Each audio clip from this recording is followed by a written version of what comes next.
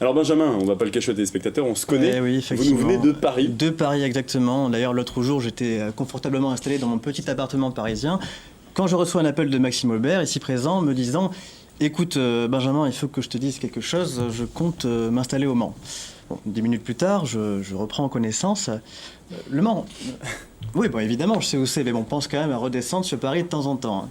Alors c'est vrai que c'est très courageux de sa part de vouloir s'expatrier dans cette ville pour réussir, hein, même si je pense que les seuls producteurs qu'il a pu rencontrer ici sont dans le Janière. Hein. Bon, vous connaissez le dicton, messieurs, dames, au Mans, tu pleures 2 fois. Hein, sur la route pour y aller et en arrivant là-bas. Mais bon, étant un aventurier dans l'âme, je décide tout de même, piqué par ma curiosité, de prendre les devants et de faire le voyage. Une seule question me taraude, puis-je venir au Mans juste 24 heures sans qu'ils en fassent tout un événement? Bon, je vais me renseigner sur Internet, histoire de me renseigner, hein, ma connaissance étant sur cette ville, ce qu'une standing ovation est au MM Arena, inexistante.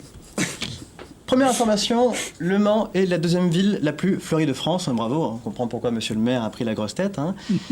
Et c'est vrai que la nature y tient une place très importante. En automne, on peut choper quelques champignons au bois de Changé et toute l'année sur la route de Saint-Calais. Côté immigration, pas de problèmes apparents, hein, comme quoi les vieux remparts gallo-romains font le travail. Et c'est vrai qu'au niveau social, par contre, c'est plutôt inégal. Hein. D'un côté, près de 4 lieux sont dédiés aux personnes âgées. Géographiquement, c'est plutôt pratique, hein, quand on veut déposer une couronne de fleurs, par exemple. Et c'est vrai que d'un autre côté, voilà, il y a encore beaucoup de sans domicile fixe qui sont dans l'attente d'un logement social.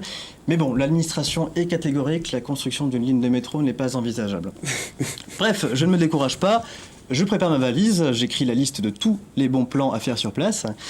Et après avoir glissé le post-it dans ma poche, je m'apprête à partir. 2h30 de route, me voilà au Mans, hein, ville historique, culturelle, berceau de Geoffroy V, Pierre de Ronsard, François Fillon et de Stevie Boulet. Première question très importante, comment dois-je appeler les habitants de cette ville? Bon, déjà, ai-je vraiment envie d'appeler les habitants de cette ville? Bon, étant doté d'un certain professionnalisme, je me suis tout de même jeté à l'eau, tel un poisson dans ce bassin manceau. J'ai donc foulé son sol, arpenté ses lieux, visité ses bars, hein, j'ai en quelque sorte donné le ton à mon parcours. Hein. Oui, bon, j'ai beaucoup pêché, hein, c'est vrai, hein, j'ai même parfois dépensé. Des pensées profondes sur cette économie de marché, de ces bons produits locaux, parfois low cost, c'est vrai. Hein. En somme, une addition légèrement salée. Je me suis donc soustrait avant que mon compte soit divisé. Hein. J'ai rapidement pris la tangente, place des Jacobins, place du jet d'eau, mais surtout place à la culture. J'ai donc coincé ma bulle dans cette fameuse librairie. Hein. Avec ma bande, on s'est même fait dessiner. Hein. Gaumont, UGC, Pâté, les rillettes étant réservées pour le dîner.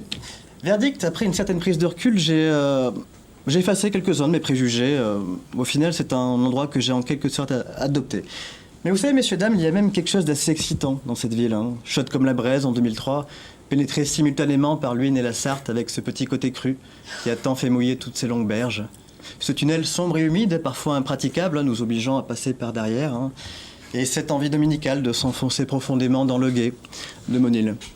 Ah, je peux vous dire que j'en ressors complètement vidé, messieurs, dames. Hein. Conclusion, entre la peur d'arriver dans l'inconnu et le courage d'avoir fait le voyage, c'est une fois de plus mon côté vaillant qui a dominé la course. Conclusion, fin du séjour, zéro tracas. Hein. C'est incontestablement une ville qui assure. Et une chose est sûre, ce fut 24 heures dûment appréciées. Merci Benjamin, en tout cas, c'est une chronique dûment appréciée aussi. Même si j'ai pas dû comprendre le dernier jeu de mots. C'est normal.